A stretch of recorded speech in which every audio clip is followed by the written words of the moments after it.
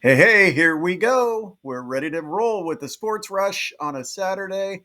And man, do we have a lot to talk about. In fact, what just happened? What did we just witness? This is unbelievable. I just saw the Indianapolis Colts select Riley Leonard from Notre Dame in the sixth round.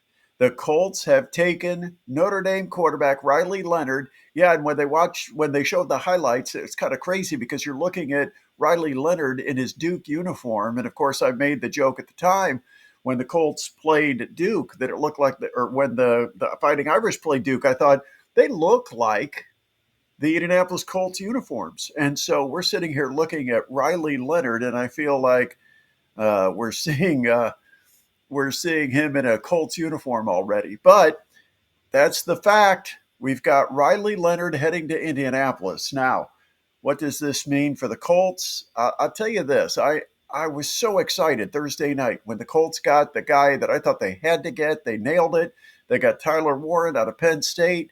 I thought Chris Ballard was acing this draft. Not so sure about what has happened since. So we're going to talk about that. We're also going to talk about the Indiana Pacers, who had unfortunately a little disappointing third quarter. I mean, the whole game got away from them in the third quarter last night. They lose to Milwaukee 117-101. We'll talk about a breakdown of this series. Also, Indiana Hoosiers news. You've got the Boilermakers, the Mastodons, the Komets, the TinCaps, and we've got it all to cover for you. Now, to be honest, what we're doing today is we're kind of giving this a little bit of a test run. This is kind of like what you would call a soft open. Okay, we're giving it a try. Some of the stuff in the technology, still kind of getting used to how to operate it. Like right now, I don't know if I've got any audio. And so we bring a guest on. I'm not even sure if I'll be able to hear them. So that's a little bit of an issue. I'm going to give it a try, but you have to bear with us during this particular broadcast because this is truly a test run. And we'll give you the content you've grown to love over 9 years with the Sports Rush on radio. And you'll get a chance to actually watch us while we do the show. But, uh, but of course, new technology. And you try to learn it. You have people that set it up for you, and then they tell you just push this and this. And so I sit down today and I just push this and this, and nothing works. Nothing they told me that was going to work works the way it's supposed to. And I'm like, well, this is embarrassing. Now it looks like I'm the idiot, which probably I am when it comes to technology. But I I hope things go well. They might not. We might completely flounder in this test today and have to come back, maybe even do it tomorrow. I don't know exactly how we'll work it out. But so we're going to kind of, play this by ear a little bit. It might be a little bit of a challenge at first. Adam is going to be hopefully joining us sometime a little bit later in the show. But I'll tell you this. First of all, I'd just like to say thank you to all the kind people that left messages that they missed the sports rush. It means a whole lot to me. We sit in a booth where we never see a single person listening to the show. And I know you're out there. I know you're driving your car and you can't wait to get to the car to find out what the latest is with Fort Wayne area sports. So you're cranking up the radio on 1380 every day, 4 o'clock to 6 o'clock. I know it. I hear it from people that I go out and see. I have people that recognize my voice when I go through drive up or drive throughs. It's very flattering. But the comments that were made once the show was canceled from radio, and it's let's not use much of nasty words. If you're disappointed, I appreciate you making a comment. And, I feel like sometimes you just got to let somebody hear you because you've got a voice and you've been disappointed and you think the decision is wrong. I get that. You don't have to go a bunch of name calling. Radio stations make changes in their programming, and it's happened. And we're the liability here. We're the ones that ended up paying the price. But um, you know what? It might be for the better. I mean, it it is it is a grind to do a daily show, and I had to do it because of my sales job. I had to do it late at night. I had to do it very early in the morning.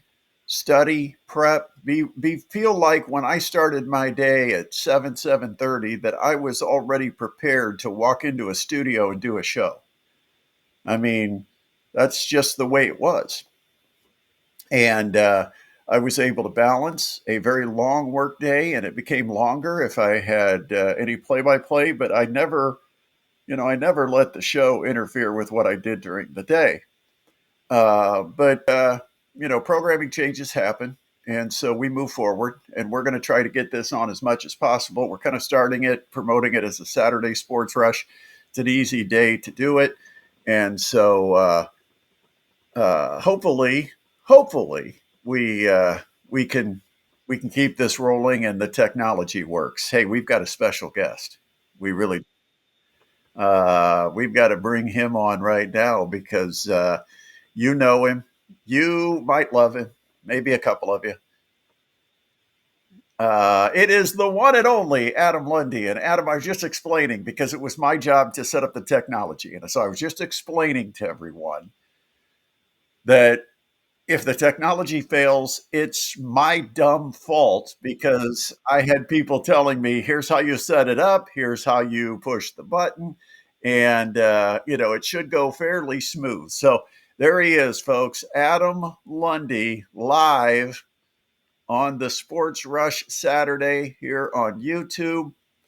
Adam's good to see you again. I don't know if I've even seen you since Monday, April 7th. You have not seen me in person. No, it has been a little while since we've gotten a chance to connect here, and I'm happy to be back with you, my friend. It's been too long. It has, and of course, for those that don't know, it's not like Adam lost his only job. No. He worked more than 2 hours a day. Adam also is behind the scenes, pushing the buttons, playing the commercials, the rejoin music. He's the TinCaps DJ in studio on the radio, and so he keeps very busy with that. And now that the TinCaps have started, he's got something to look forward to each day. And so he's doing that. But unfortunately, Adam hasn't been so Ah, good today. 7-0 lead. I gave up. I said, "Oh, cool. They've got one. They're they not got going to one blow. back. Not going to blow a 7-0 lead. Nobody does that." Well, They found a way. Yeah, unfortunately, after Monday's game, which was an absolute barn burner that saw Leo DeVries hit a cycle there for the Tin Caps, it's been all Lansing as just the Tin Caps bullpen and pitching in general has just not lived up to what we need to get some wins here for the Tin Caps. It's been a lot of frustrating innings here, just trying to listen to the Tin Caps pitchers get off the mound a lot of times. and yeah, a couple of a tough performance today by one of the TinCast pitchers. We're not going to call him out. If you want to look up the No, box score, go ahead and do that. But you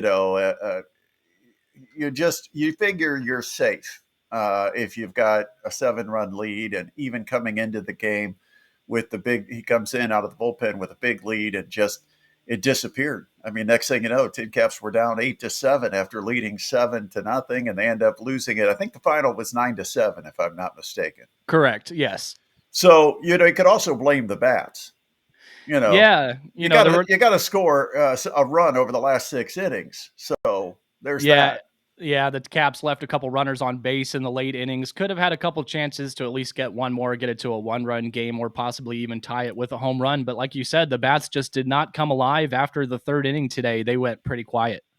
All right, so I've figured out my first technical issue that I'm going to have to brainstorm, Adam, because Uh can you hold up the other half of our logo like above your head? oh. Because I don't know if you can tell, but since I brought you in, I lost half my logo.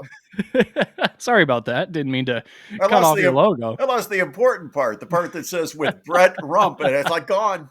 Yeah, Yeah, I'll have to so figure. I'll just print out the other half and put it up yeah, there for you. yeah, yeah. That's what you're going to have to hold up a piece of paper that says "Orts Shush" with Brett Rump, and Oh man, but that's one of the reasons we're doing this. I explained it earlier as kind of a soft open. It's one of those things where we wanted to get back out there in front of our listeners. They've expressed themselves that they don't want the show to go away. We had to find a place for it. We found a place here on YouTube, and it's kind of exciting to be able to actually talk to you. And if you want to, I think you can leave a comment. We're still kind of learning the other side of it. Sure. I was worried about getting this part pushed out. I don't know about the comments. We're going to have to figure out a way for Ryan Eaton to weigh in. Oh, we have to. He's one of our loyal listeners that we have had for years, and just a great guy, and so supportive. And in fact, Adam, at about 4:02, he was panicked, asking why he couldn't find the show. And I told him, I said, we have to go a little late because the TinCaps had a marathon game. Whew. Thought it'd be over well ahead of 4 o'clock. It started at 1 o'clock, but that's what happens when you have 16 runs scored. But I know Ryan has probably connected and is probably commenting somewhere, and I'm not sure if I can even see the comments because I don't know where they come in. I'm looking at like master control here is what I'm looking at. I've got all Oh kinds man. of buttons I got to try to keep track of, uh, the but yeah, we had to try to come up with a setup, try to come up with a software, and so hopefully this works because that's really the ultimate goal is to be able to deliver to you Fort Wayne sports. Had somebody I was talking to earlier today, Adam. I was doing the baseball game, and had somebody talking to me about the show not being on and how they were disappointed. They said every day they felt like they were up to date with what was happening with Fort Wayne sports, and that they could feel educated when they ran into the sports fan in the office, or when they ran, or if they had a kid or a brother or a cousin or somebody and a neighbor, somebody that wanted to talk sports with them. They felt like they knew what the latest was because all they had to do was turn on the sports rush. They were getting all the latest information. So I know that there's the people that, hey, they may not admit it to our face, but they've missed us a little bit. Well, I've missed us, Brett, and it's good to be back. And there's a lot to talk about too. Yep. Let's get started because I already brought this up earlier, and we want to talk about what has happened with the draft. And my feelings is that the Colts had one choice for Thursday night, and it was either going to be a pass or a fail because Tyler Warren was the guy. There's no question he was the man they had to have. Fans wanted him. The Colts had a need for a player like Tyler Warren. They have failed in the revolving door of tight ends they've tried to bring in, trying to pick up guys in middle or late rounds. And so the Colts clearly had an objective to get a tight end. I think Chris Ballard was okay with Colston Loveland. And to me, the clear better tight end between Colston Loveland and Tyler Warren was Tyler Warren. And thank you, Chicago Bears, for once again screwing up a pick because you left Tyler Warren to fall right into the Colts' lap. Even Chris Ballard couldn't mess this up. So they get their guy. I'm feeling like, man, this is starting out as an A+ grade. What a pickup for the Colts. Fills a need, gets one of the top 5 or 6 players evaluated in the draft. Really a home run on Thursday night, picking up Tyler Warren. Yeah, I was a bit surprised that if the Chicago Bears were looking for a tight end, I was surprised that they went with Loveland because, like you said, I think the Colts would have been fine with Loveland falling to 14 to them. But like you said, I mean, Tyler Warren has been connected to Colts throughout this entire draft process, and it just really felt like things were snowballing towards that. And for it to actually happen, yeah, you love to see it. It's one of those first nights of the draft with the Colts that you don't see any Chris Ballard shenanigans, really. Well, and I think for the Bears, they pick up new coach Ben Johnson. Johnson was the offense coordinator in Detroit. They have a tight end that was a big time player. And so I think Ben Johnson wanted to try to duplicate that type of player. And I think he thought Colston Loveland was more that type of player. But you also have to realize they were, the Lions, and they see everything that happens with Michigan on a pretty regular basis. They're just down the road. And it's easy geographically to fall into love with the player you see more often. I still feel like Tyler Warren and the flexibility that he gives the Colts, because he is a guy at 6'5", 260. Okay. He's built like what used to be an offensive guard. Mm. I remember not that long ago where guards were 260, tackles were 275, and your tight ends were 225, 230. Now everybody's like 50 pounds bigger than that. But Tyler Warren's a guy who can block for Jonathan Taylor. He can make the tough catch in traffic. He can box out smaller defenders, and he's still capable of running some seam routes and vertical routes to stretch the field for Anthony Richardson. If Richardson is the quarterback, I think the plan is for Richardson to be the quarterback unless he absolutely is costing the Colts victories. That's my feeling. I don't think Chris Ballard wants his ego to be shot by having Anthony Richardson fail, because that's a bad mark on a general manager when you take a number 4 pick in the draft and you throw your chips in on a quarterback who is no better than what Anthony Richardson has shown us so far. And so they've got to do something to make Richardson better. And I think Tyler Warren will make him better. I think he'll be able to add an extra blocker for the running game. But I also think he's going to be a guy that is a real threat in the passing game. He might even throw the football. He was a quarterback, I think, in high school, in fact. I don't know if it was middle school or high school, but he's been a quarterback before. So he could throw it, he can run it, he can block. There's nothing Tyler Warren can't do. Really excited about the Colts getting him. Yeah, like you said, it's just the versatility that he brings to the offense, which is so huge for the Colts. But yeah, it's a question if now it's a question if Anthony Richardson can complete those short field passes to a tight end. You know what I mean? Yeah. Hey, by the way, just want to give you another technical update. Oh, Everything should be fine on YouTube, although X requires me to pay the premium come on, Elon. to be able to put our live stream directly on to Twitter. Now, I think I could post the link Hmm. once we get this done. But in case you went to X to try to watch us today, not our fault. We No, tried and got a message that to have it streamed directly onto X, I would have to upgrade my X account and get whatever verified the check mark and everything like that. And I'm still boycotting that because they took my check mark away. right? And I'm like, and then they told me I could get it back if I paid for it. And I just thought, I'm not paying for it. The No, people who are public facing and media, we should get a check mark for the safety and security of not only ourselves but for the public, so that they know they're not getting copycats.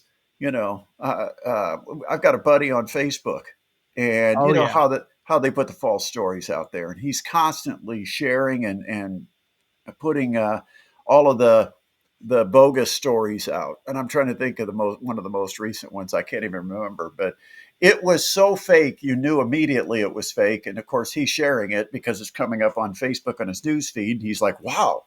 and uh, and so those check marks, I think, protect people from false information, yeah, I right? agree. Yeah, no, and I know who you were talking about too. And I think the most recent story was about a player who's just an extremely top level player committing to Indiana all of a sudden. Yeah, yeah, I think it was something to do with Indiana, and I couldn't Yeah. remember exactly what it was, But but like you said, that's just the sort of thing that you need to be on the lookout for, and in today's internet, it's hard to tell because anybody can pay for a verification, like you said.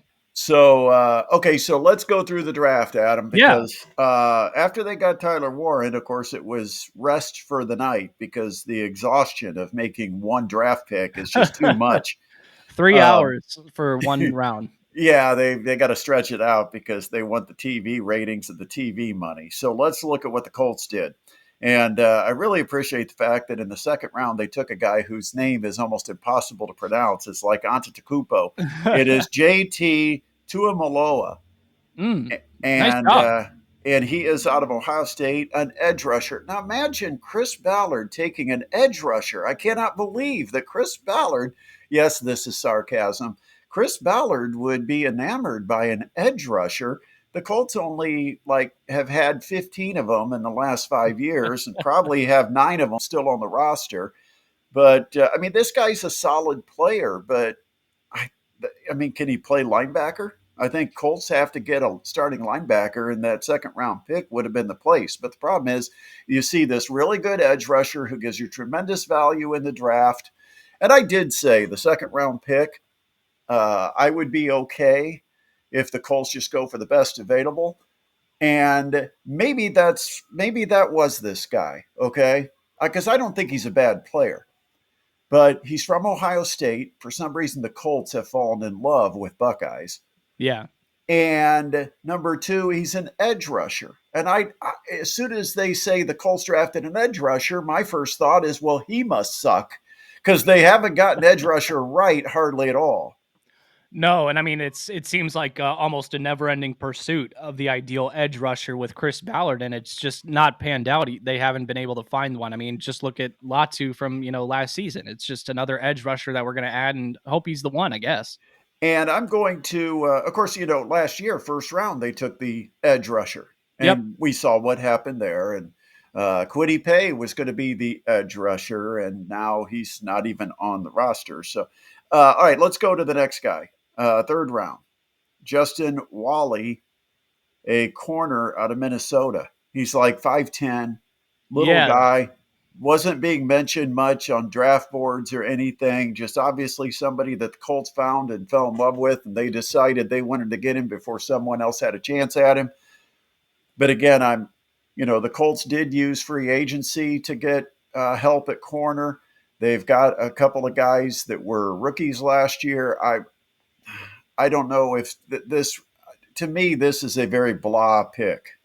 Yeah, I agree. I just wasn't really, taken aback by it. And there were some talks that they might have taken him a little bit early. I had heard that they were saying that there were other teams trying to get him late in the third there. So that's why the Colts went ahead and took him. But like you said, a little bit small. I heard some things that they might be trying to maybe convert him to a nickel, but we'll see. Yeah, like you said, just kind of a meh pick. It doesn't inspire you, but you don't hate it either. Yeah, I don't think there's any choice but to make him a nickel corner. I don't Yeah, think he. I don't think he can. I don't think he can play the outside just because he's undersized. He's going to have so right. many 6'2", 6'3", 6'4" receivers. I just don't think that's going to be possible. And then in the fourth round, and of course this moves into today, Yeah. um, because apparently after that exhausting one round that the executives had to get through, two was their limit for Friday. But now they're going rapid fire. They're just picking names out of a hat. You almost feel. But the fourth round pick, Jalen Travis. This is a monster of a man.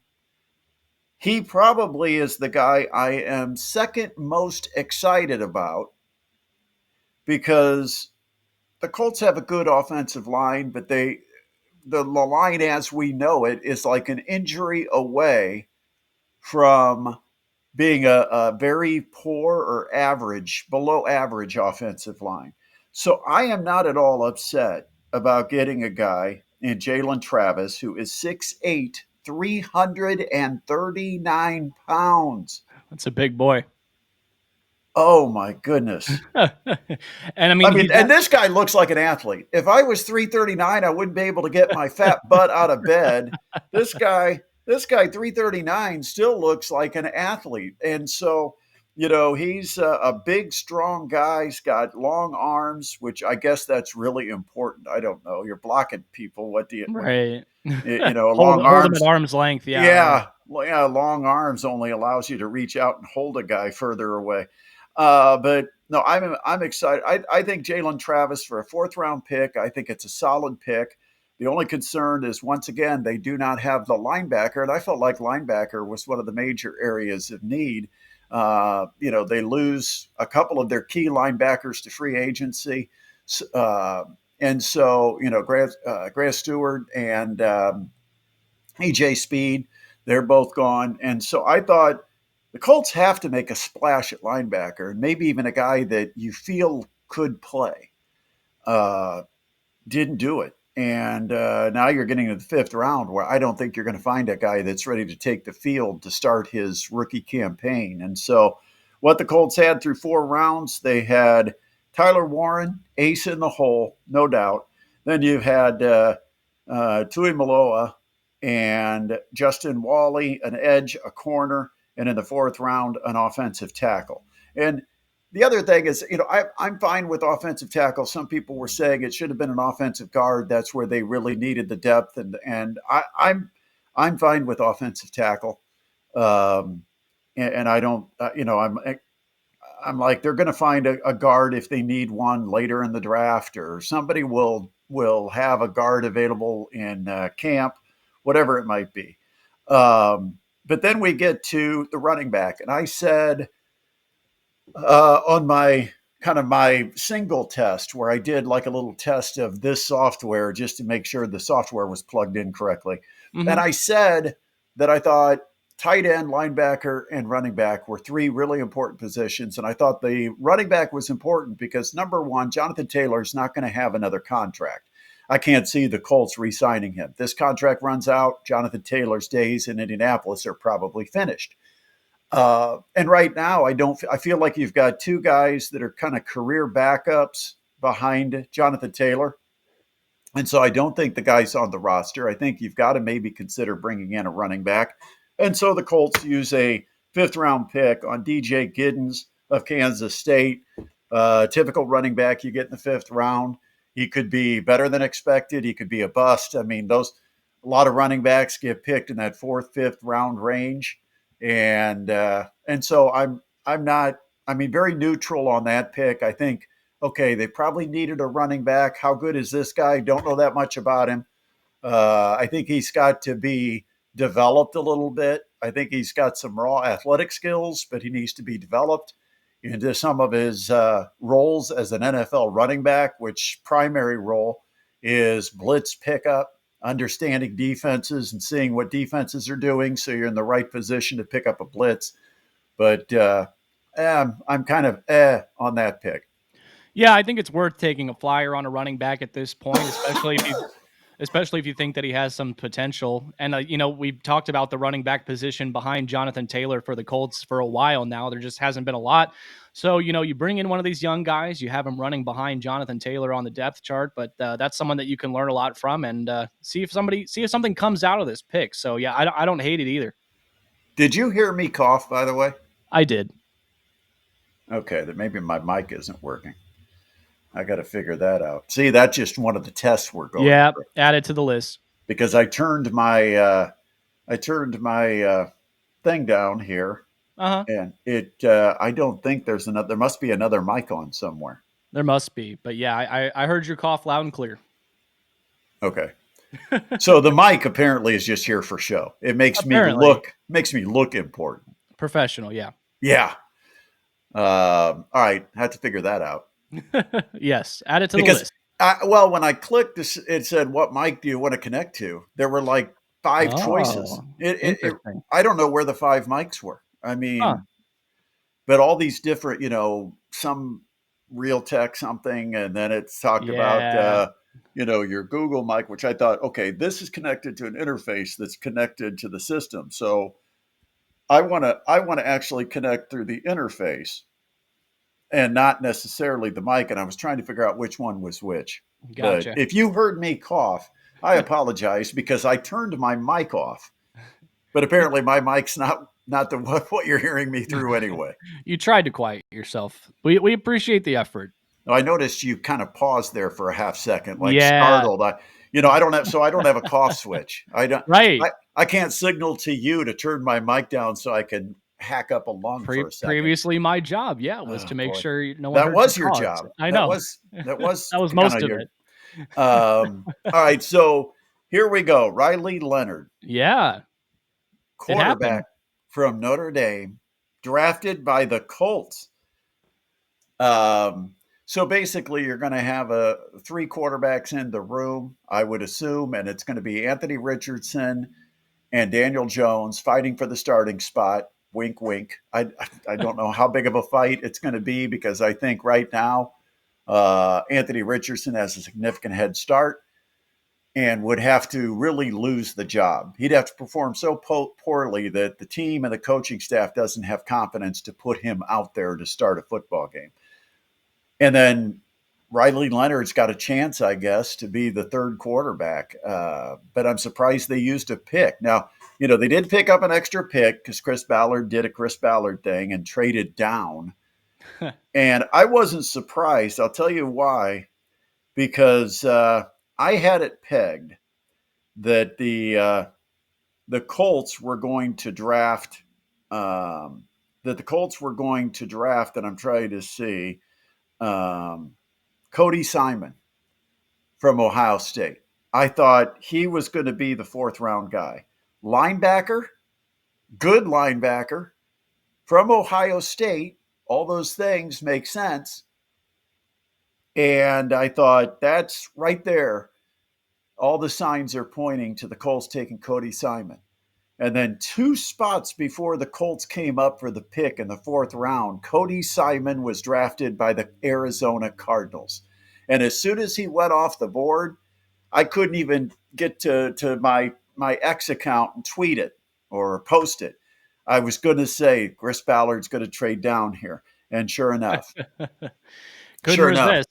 because I thought there went the guy. Now, if I'm Chris Ballard and I'm saying the Colts will take Cody Simon, which I had no inside information on, it just seemed like that's the type of player with being a linebacker, being Ohio State, being a type of linebacker that the Colts like, kind of a speed guy, a guy that could shoot the gap on a blitz. I thought he fits the mold of a Colts linebacker. Chris Ballard will take him, and I thought he would still be on the board, and then all of a sudden Arizona jumped in and took him 2 spots before the Colts number was called. And so I think that's why Chris Ballard slid down, and it gave him an extra pick in the 6th round. So they actually took Riley Leonard, and it was part of a back-to-back where the Colts took. You know what I did? I just lost the entire draft. Oh no. No, I know. I do that every once in a while. It's my thumbs. I pick up my Yeah. phone and I hit the button by mistake. But no, after they picked Riley Leonard, they had another pick back to back. And they, again, not a linebacker, they went with a defensive tackle, another Chris Ballard staple. When all else fails, take a defensive tackle or an edge rusher. They take Tim Smith out of Alabama. Know nothing about him. You're in the 6th round now. These aren't the guys that have been talked about. These aren't the guys that you match up, when you're talking about who the Colts will take, because most of the mock drafts only go 3 rounds deep for a reason. So, I can tell you the bio on Tim Smith, 6'4", 302, primarily a run defender. And the Colts really were not great against the run. And so getting somebody who eats up some space and, a big guy in the middle of that defensive front, I'm okay with giving that a shot. But I still wonder what their plan is for linebacker. Yeah, it really does make you wonder what they're going to do for the linebacker position. Like you said, I don't know much about Tim Smith either. Pulling up his bio here on the draft, it says he's not a massive space eater, but he's strong for his size and fights to anchor against double teams. So hopefully, if we can stop any opposing teams from just being able to, run the ball for 7 or 8 yards every single snap, that would be fantastic. The 6th round seems to last forever. They still haven't made Yeah. it through the 6th round. They've got a 7th round coming, and so it's going to be a little while before the Colts make their final pick. As it stands right now, do you know, Adam? This is a little trivia question. Oh, no. Do you know who holds the draft pick that will be designated as Mr. Irrelevant? Ooh, the last pick of the draft. I do not know who has the last pick. I do not know who will make Mr. Irrelevant today. Generally, it's pick 256. And Right. this year it's 257. I don't know why there were 257 picks, but Huh. sometimes teams lose a draft pick and all that stuff where so Yeah. it's 257 picks scheduled for this draft. And the team that will have the 257th pick is the Kansas City Chiefs. The Kansas City Chiefs gonna get Mr. Irrelevant. Knowing them, it might end up being a really good player. They tend to draft pretty well. Yeah, yeah, they'll probably end up with a starter the way they pick. All Yeah, right, so other draft news: a couple of guys from not too far away got drafted, and so big congrats goes out to Darius Alexander, former Wayne General. Finished up his college career at Toledo. He was a Rocket, and he's a big man to be a Rocket, but he's now with the New York Giants. We've had, is it two or three? Did Jalen Smith ever end up with the New York Giants? Because I'm I know not sure. Austin Mack played with the New York Giants, and now you've got Darius Alexander drafted by the New York Giants in the first with the first pick of the third round. So that's pretty cool. And That is pretty he was in Fort Wayne for the draft. So I saw him on TV last night with Glenn Marini and Josh Ayen. awesome. Yeah, I can confirm. He did spend once. Jalen Smith did spend one season with the Giants in 2021-22. So and then you've got the New York Jets Yeah, who have Big good old Joe. Joe Tippmann, Yes, and sir. and so yeah, the Big Apple, the 260 to the show is kind of the 260 to the Big Apple almost. Yeah, a lot of them Uh, had it out there, East Coast style. and then earlier today, I think it was a fourth round pick where Jack Kaiser from Notre Dame, who I remember when he was playing at Pioneer and taking that team to a state championship game. He was a quarterback back then for the high school team, actually a two-way player, but ended up being a linebacker at Notre Dame, kind of a Drew Tranquil type. Reminds me a ton of Mm, Drew Tranquil. And he was drafted earlier today going to the Jacksonville Jaguars. So yeah, that's interesting. He'll be in the division with the Colts, so he'll play at least once every year in Indianapolis at Lucas Oil Stadium, which is where he played in the state championship game. yeah. He'll be joining an interesting team now down there in Jacksonville, who traded up to get Travis Hunter at number 2. So a new target for Trevor Lawrence, kind of a prove it year for Trevor Lawrence down there in Jacksonville, and they got him a weapon to try and do his best. But yeah, congratulations to Jack, huge career at Notre Dame, and now makes his way down to Jagsville. Yeah, the it was kind of interesting that Jacksonville was aggressive going up and wanting to get Travis Hunter. Yeah, I didn't see that Um, coming. no, I understand he probably is somebody that would be an attraction that could sell some tickets because I think for Jacksonville Mm. they need they need some kind of a boost to get the community excited. No, I Um, agree. and so maybe they felt he was the most electric player. But speaking of Travis Hunter, we've also got to talk about Shador Sanders. Yeah, And by the way, congratulations, Shador Sanders has now been officially drafted. The I wait was just is gonna over. say, yeah, it finally happened. Fifth round, and now I've forgotten who even took him. Browns. Yeah, the Cleveland Browns. That's right. He ended up with the team I thought he was going to end up with, and it's not one point. I don't. I mean, the early mock drafts, it had the Browns taking him number 2. Yeah, I mean, this is one of the biggest falls I've ever seen in the draft. Just kind of leads to a lot more questions about what happened pre-draft with Shador, but it finally ends up there on the Browns, just Yeah, like everybody predicted. it's a lot of hypotheticals right now where people are trying to speculate what happened to Shador Sanders. You hear people with reports about his interviews and that he was a poor interview and that he also they look for confidence without arrogance and that he was maybe a little more toward the arrogant side. And I don't know him. I'm just repeating what I've heard as far as reasons. But it does.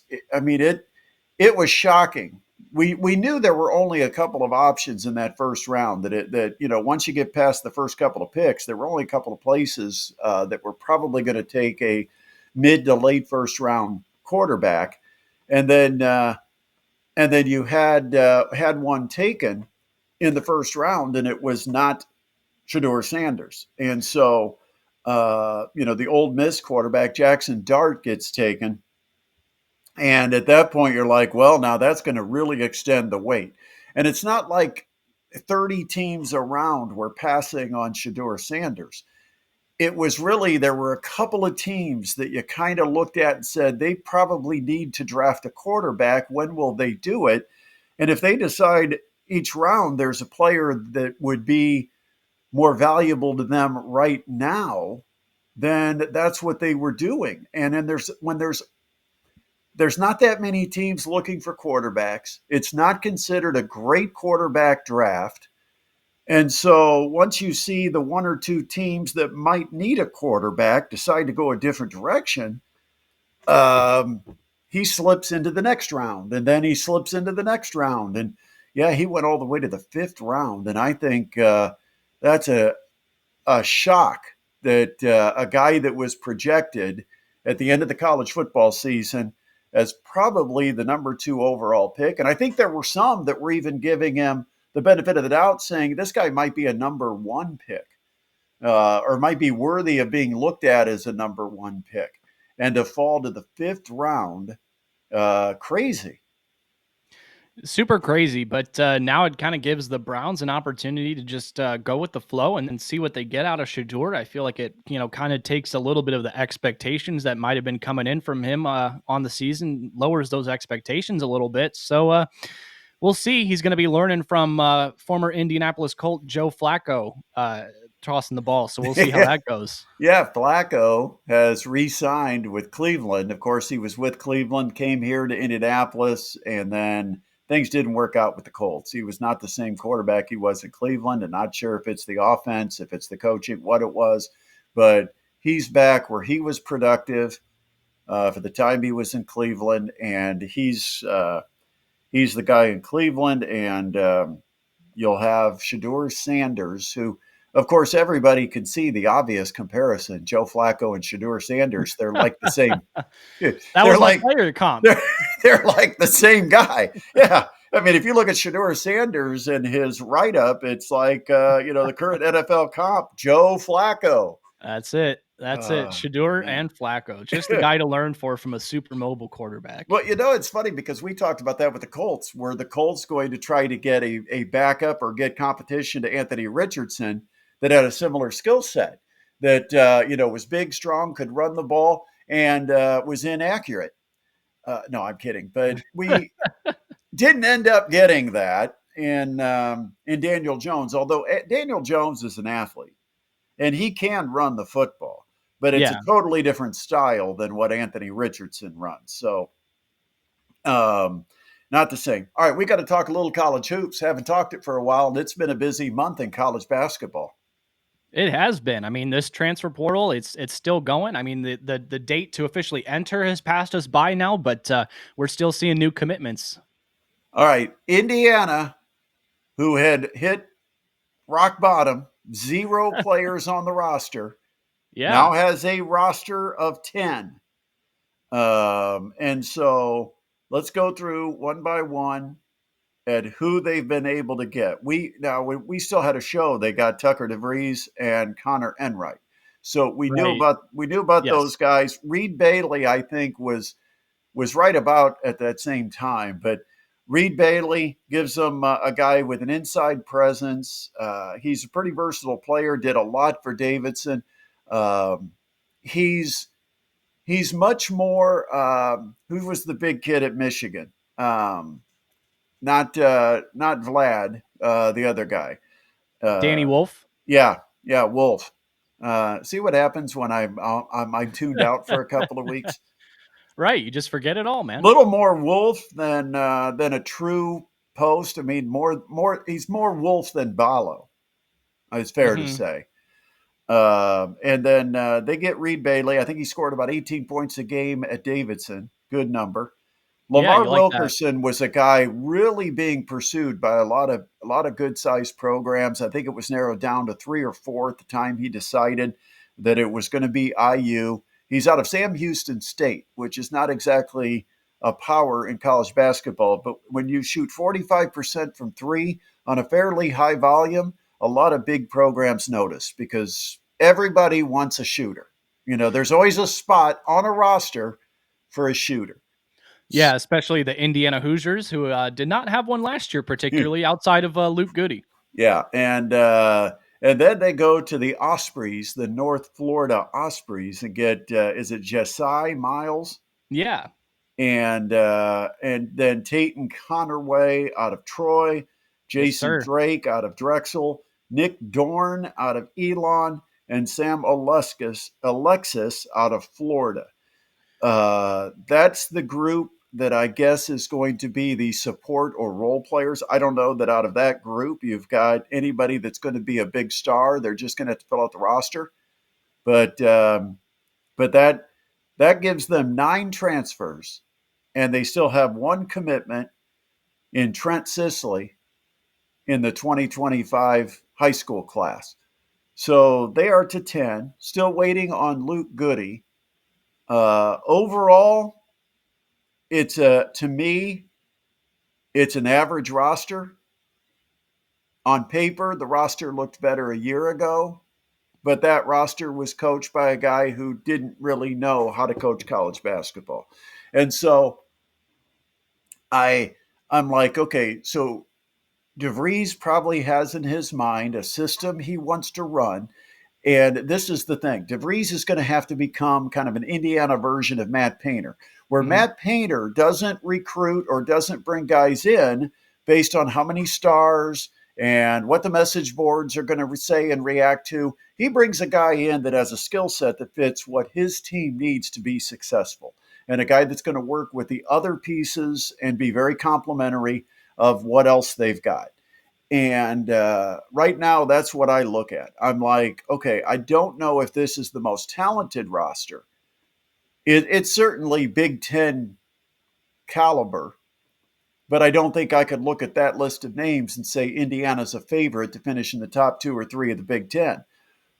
So DeVries is going to have to make these pieces fit the puzzle almost perfectly to build a winner out of this roster, in my opinion, right now. And you can go ahead, comment, let me know how crazy you think that sounds, because Indiana fans are going to react because everybody gets hyped.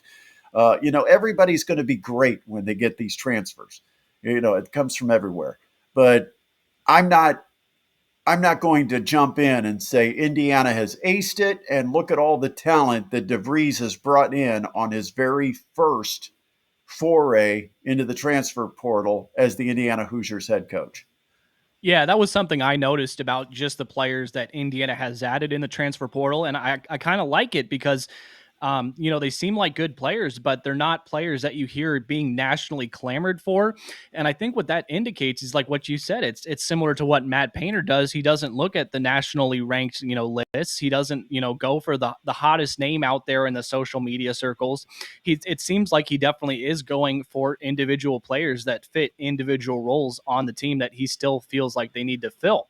So the fact that I didn't, instantly know the names of every single, I actually like that. It was just too much name value, too much celebrity last season. All right, Purdue has done really well in doing what Matt Painter does. Yes. Figures out what they need and goes and gets it. And getting the big they got out of South Dakota State Yeah, got Clough. got him quickly. And I think here's the thing about Purdue. They want everybody to think they're broke and don't have NIL money, but they got a stash of cash somewhere hiding in Monticello or something because when they've got guys they want, there's not a long delay in them committing to Purdue. It's not a negotiation. It's basically here's what we got. We want you on the roster, and apparently it's enough to get people to commit fairly quickly.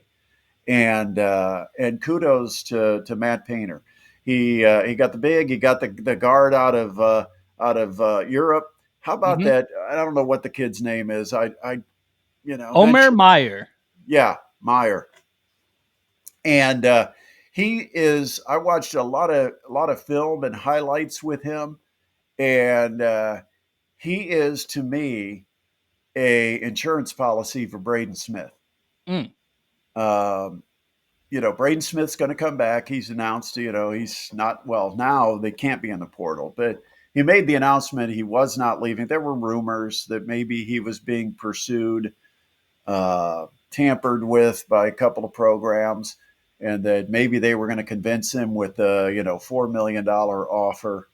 I don't know how many players are getting 4 million, but I am hearing that some players are topping out at almost $4 million for a year of basketball. Apparently, if that's truly NIL, they must be doing a lot of testimonials for some really big companies. Wink, wink. Um, but yeah, the money's gotten crazy. And but Braden Smith said, "I'm staying at Purdue. I'm finishing what I started here." And this guy coming in, Meyer, Yeah.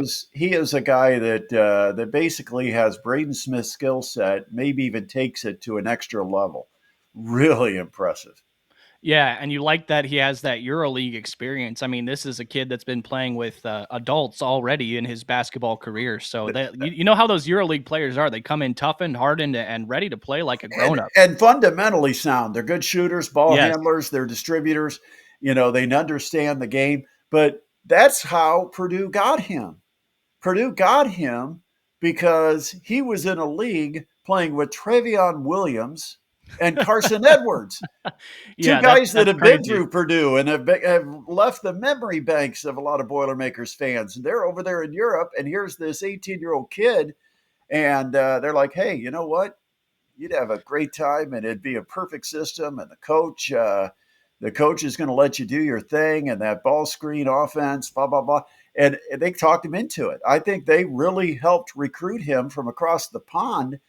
And even though you had teams like Duke and others that were wanting him badly, he commits to Purdue, and it tells Like you you where said, Purdue is at. yeah, they get their guys. It's like you said, they find their targets and they rarely miss. And then you've got Trey Kaufman-Renn, who now is going to be able to slide to the four.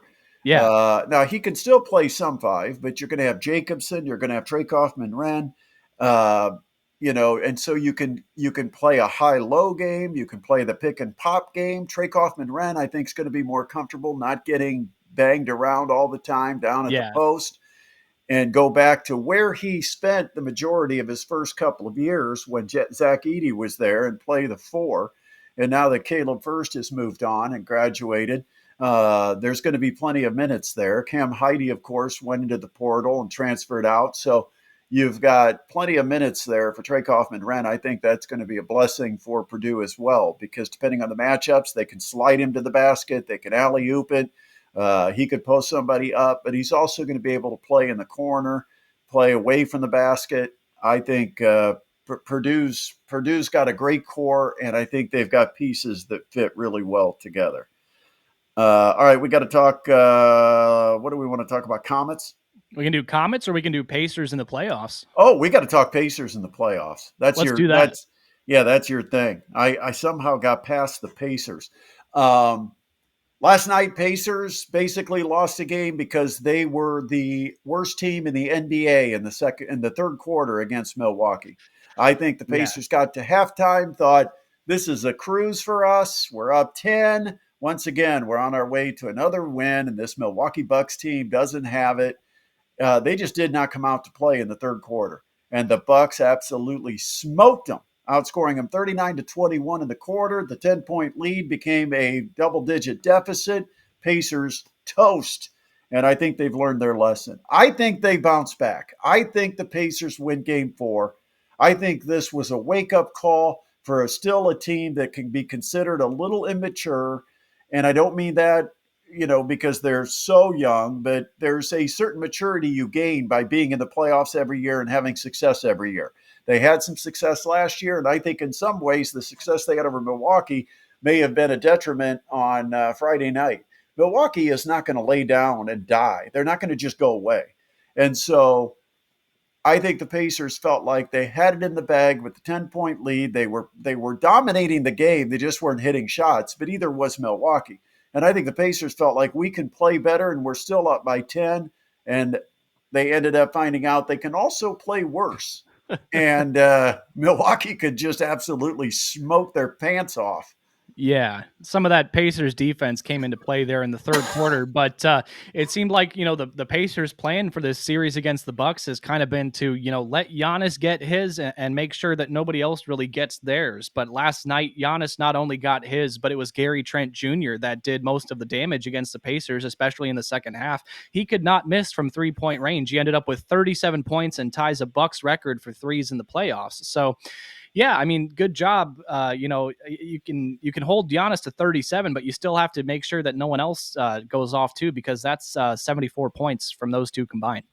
Well, I think the Grizzlies season is going to quietly come to an end. Very Uh, quietly, very they're quietly.